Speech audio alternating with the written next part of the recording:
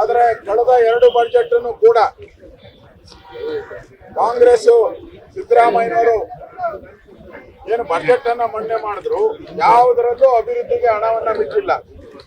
ಎಲ್ಲಾ ಇಲಾಖೆಯಲ್ಲೂ ಅಭಿವೃದ್ಧಿಗೆ ಇದ್ದಂತ ಹಣವನ್ನ ಕಟ್ ಮಾಡಿ ಹಾಕಿದ್ದಾರೆ. ಎಲ್ಲಾ ನಿಗಮಗಳಲ್ಲಿ ಸಾಲ ಏನ್ ಕೊಡಬೇಕಾಗಿತ್ತು ಆ ಸಾಲದ ಹಣವನ್ನ ಕಟ್ ಮಾಡಿದ್ದಾರೆ. ಒಂದು ವಾಲ್ಮೀಕಿ ನಿಗಮದಲ್ಲಂತೂ 187 ಕೋಟಿನೂ ಲೂಟಿ ಹೊಡೆದು ಕಾಂಗ್ರೆಸ್ಸಿನ ಎಲೆಕ್ಷನ್ಗೆ ನುಂಗಿ ನೀರು ಕುಡಿದಿದ್ದಾರೆ. ಈಗ ಅವ್ರ ಹತ್ರ ಹಣ ಇಲ್ಲ, ಪಾಪರ ಹೊಟ್ಟಿದ್ದಾರೆ, ಬೀದಿಗೆ ಬಂದಿದ್ದಾರೆ. ವಿಧಾನಸೌಧದ ಮುಂದೆ ತಟ್ಟೆ ಹಿಡ್ಕೊಂಡು ಭಿಕ್ಷೆ ಬೇಡೋ ಸ್ಥಿತಿಗೆ ಬಂದ್ಬಿಟ್ಟಿದ್ದಾರೆ. ಆ ತಟ್ಟೆ ಹಿಡ್ಕೊಂಡು ಭಿಕ್ಷೆ ಬೇಡೋ ಅಂತ ಈ ಕಾಂಗ್ರೆಸ್ ಅವರು ಇವತ್ತು 1 ಲಕ್ಷ ಕೋಟಿಗೂ ಹೆಚ್ಚು ಹಣವನ್ನ ಸಾಲ ಮಾಡ್ತಾ ಇದ್ದಾರೆ. ಕರ್ನಾಟಕದ ಕೆಂಗಲ್ ಹನುಮಂತಯ್ಯನಿಂದ ಹಿಡಿದು ಇಲ್ಲಿವರೆಗೂ ಯಡಿಯೂರಪ್ಪನವರು, ಬಸವರಾಜ ಬೊಮ್ಮಾಯಿ ಯಾರೂ ಕೂಡ ಸಾಲವನ್ನ 1 ಲಕ್ಷಕ್ಕೆ ಏರಿಸೋದಿಲ್ಲ. ಈ ಪುಟ್ಟಾತ್ಮ ಒಂದೇ ವರ್ಷದಲ್ಲಿ 1 ಲಕ್ಷ ಸಾಲ, 1,05,000 ಅಂದ್ರೆ ಮನೆಯಾಳ ಸಿದ್ದರಾಮಯ್ಯ 1,05,000 ಲಕ್ಷ ಕೋಟಿ. ಓಕೆನಾ?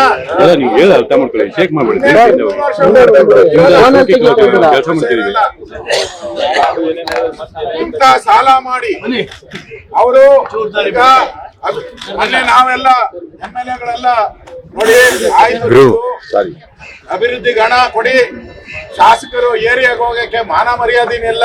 ಎಲ್ಲಾ ಪಾರ್ಟಿಯವ್ರಿಗೂ ಅಟ್ಲೀಸ್ಟ್ ಮರ್ಯಾದೆಗಾದ್ರೂ ಹೋಗ್ಬೇಕಾದ್ರೆ ಅಭಿವೃದ್ಧಿ ಹಣ ಕೊಡಿ ಅಂದ್ರೆ ಏನ್ ಹೇಳಿದ್ರು, ನಾವು ಫ್ರೀ ಕೊಟ್ಬಿಟ್ಟಿದ್ದೀರಿ, ನಮ್ಮ ಹತ್ರ ಹಣ ಇಲ್ಲ ಅಂದ್ರು. ಈಗ ಏನ್ ಮಾಡ್ತಾ ಇದಾರೆ, 1,05,000 ಕೋಟಿ ತಗೊಂಡಿದ್ದಾರೆ. ಈಗ ಲೋನ್ ತಗೊಂಡಿದ್ದಾರೆ. ಅದರಲ್ಲಿ ಅವ್ರು ಯಾಕೆ ತಗೊಂಡಿದ್ದಾರೆ ಅಂದ್ರೆ ಅದರಲ್ಲಿ 60% ಲಂಚ ಹೊಡಿಯಕ್ಕೆ ಅವ್ರ ಹತ್ರ ದುಡ್ಡಿಲ್ಲ. ಈ ಸಾಲ ಮಾಡಿ ಲಂಚ ಹೊಡಿಯೋದು, ಸಾಲ ಮಾಡಿ ತುಪ್ಪ ತಿನ್ನು ಅಂತಾರೆ. ಇದು ಕಾಂಗ್ರೆಸ್ ಅವರಂಗಲ್ಲ, ಸಾಲ ಮಾಡಿ ಲಂಚ ಹೊಡಿ, ಸಾಲ ಮಾಡಿ ಸಾಲ ಮಾಡಿ ತುಪ್ಪ ತಿನ್ನಿಯೋದು. ಈಗ ಸಾಲ ಮಾಡಿ ಲಂಚ ಹೊಡೀರಿ ಅಂತ ಮಾಡಿ ಈಗ ಲಂಚ ಹೊಡಿಯಕ್ಕೆ ಸಾಲ ಮಾಡ್ತಾ ಇದ್ದಾರೆ. ಈ ರಾಜ್ಯದ ಆರ್ಥಿಕ ಪರಿಸ್ಥಿತಿಯನ್ನ ಅಧೋಗತಿಗೆ ಇಳಿಸಿದಂತ ಮುಖ್ಯಮಂತ್ರಿ ಸಿದ್ದರಾಮಯ್ಯನವರು ಉಡಾಫೆ ಮಾಡಿ ಸುಳ್ಳುಗಳನ್ನ ಹೇಳಿ ಇವತ್ತು ಒಂದು ಶಾಲೆ ಸೋರ್ತಾ ಇರೋ ಹೆಂಚುಗಳೆಲ್ಲ ಬಿದ್ದು ಸೋರ್ತಾ ಇರೋ ಶಾಲೆನ ರಿಪೇರಿ ಮಾಡಕ್ಕೆ ಹೋಗ್ತಾ ಇಲ್ಲ. ಇವತ್ತ ರಸ್ತೆಗಳೆಲ್ಲ ಹಳ್ಳ ಬಿದ್ದಿದೆ, ರಿಪೇರಿ ಇಲ್ಲ, ಆಸ್ಪತ್ರೆಗಳಿಗೆ ಔಷಧಿ ಇಲ್ಲ, ಅಂಗನವಾಡಿಗಳೆಲ್ಲ ಮುಚ್ಚೋಗ್ತಾ ಇದೆ. ಅಂಗನವಾಡಿ ಮಾಡ್ತಾ ಇದ್ದಾರೆ.